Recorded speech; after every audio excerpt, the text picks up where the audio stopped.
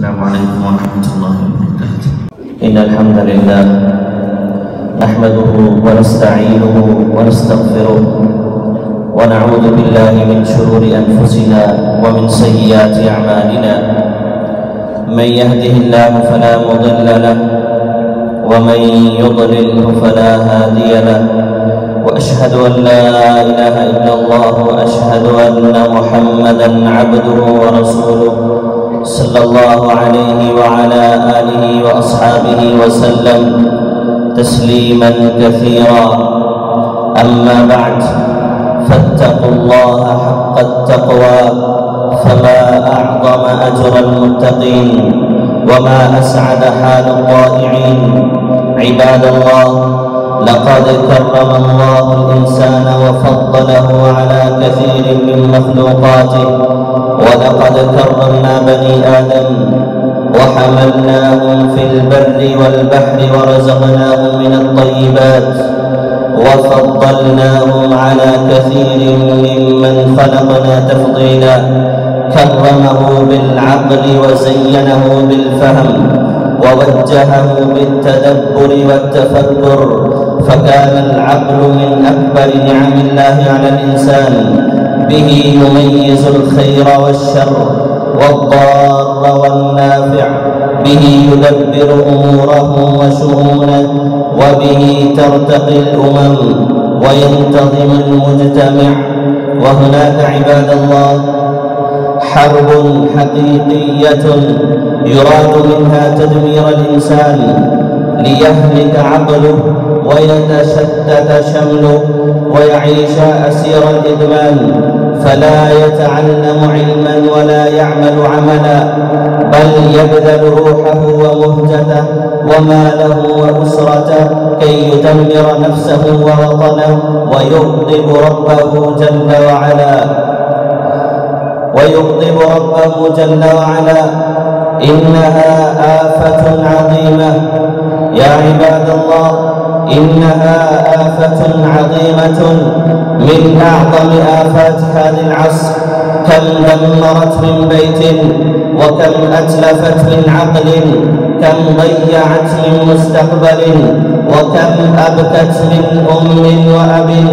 إنها يا عباد الله آفة المخدرات، إنها آفة المخدرات. ولقد أمر الله تعالى باجتناب طريقها، فقال سبحانه: يا أيها الذين آمنوا إنما الخمر والميسر والأنصاب والأزلام رجس من عمل الشيطان فاجتنبوه لعلكم تفلحون. إنما يريد الشيطان أن يوقع بينكم العداوة والبغضاء في الخمر والميسر ويصدكم عن ذكر الله وعن الصلاة، فهل أنتم منتهون؟ عن ابن عمر رضي الله تعالى عنهما أن رسول الله صلى الله عليه وسلم قال: كل مسكر خمر وكل مسكر حرام.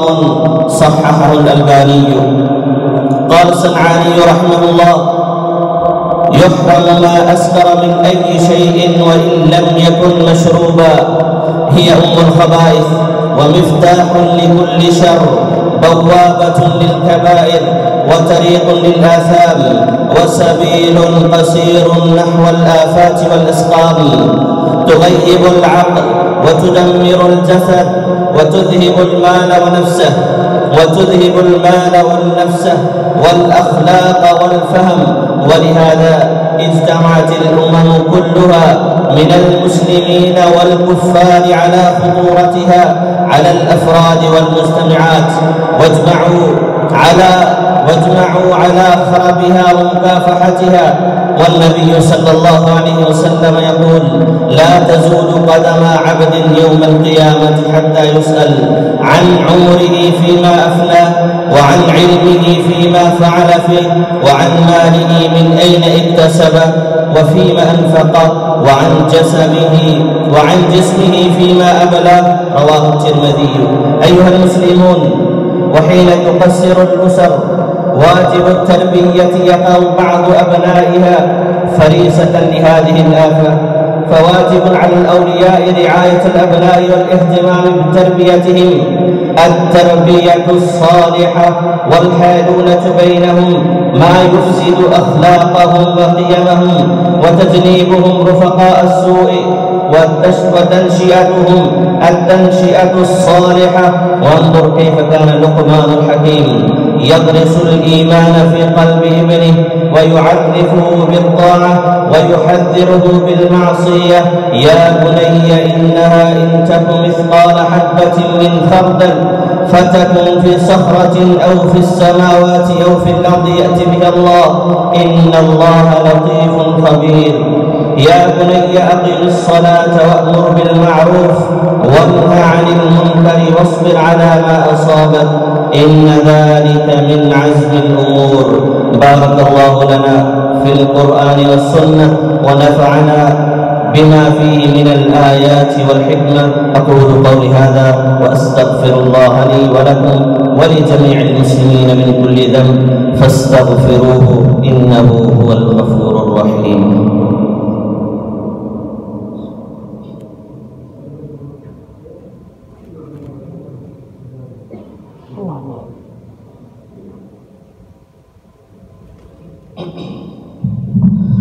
الحمد لله على إحسانه والشكر له على توفيقه وامتنانه، وأشهد أن لا إله إلا الله وحده لا شريك له، وأشهد أن محمدا عبده ورسوله صلى الله عليه وعلى آله وأصحابه وأتباعه وسلم تسليما كثيرا إلى يوم الدين. أما بعد، ولكثرة المفاسد وأضرار المخدرات حاربت دولة أعزها الله هذه الآفة وأعدت في المنافذ والمطارات كافة التجهيزات لإحباط عمليات التهريب، وأوقعت أقصى أنواع العقوبة على المجرمين.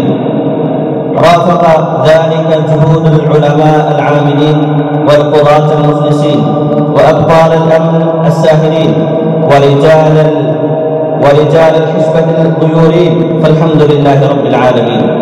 وواجبنا على هذه القضية التصدي لها بكل قوة، ولنكن جميعا رجال أمن وحراس ثغور لبتر الأيادي الآثمة التي تتسلل في الظلام لزرع الآفة في مجتمعنا، ولنتعاون مع الأجهزة المعنية لفضح أوكال المفسدين وكشف أستارهم والتبليغ عنهم. هذا وصلوا وسلموا عباد الله على من أمركم بالصلاة والسلام عليه، فقال في محكم التنزيل: إن الله وملائكته يصلون على النبي يا أيها الذين آمنوا صلوا عليه وسلموا تسليما.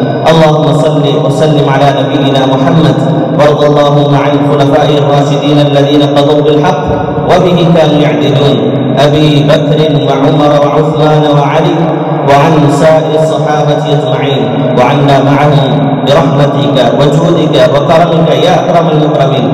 اللهم أعز الإسلام والمسلمين وأذل الشرك والمشركين ودمر أعداء الملة والدين. اللهم آمنا في أوطاننا وأصلح أئمتنا وولاة أمورنا. اللهم وفق ولي أمرنا لما تحب وترضى، وأعنه وولي عهده لما تحب وترضى، وأعنه وولي عهده على البر والتقوى، وارزقهم البطانة الصالحة الناصحة، ووفق جميع ولاة المسلمين لما فيه صلاح الإسلام والمسلمين يا ذا الجلال والإكرام. ربنا ظلمنا أنفسنا وإن لم تغفر لنا وترحمنا لنكونن من الخاسرين.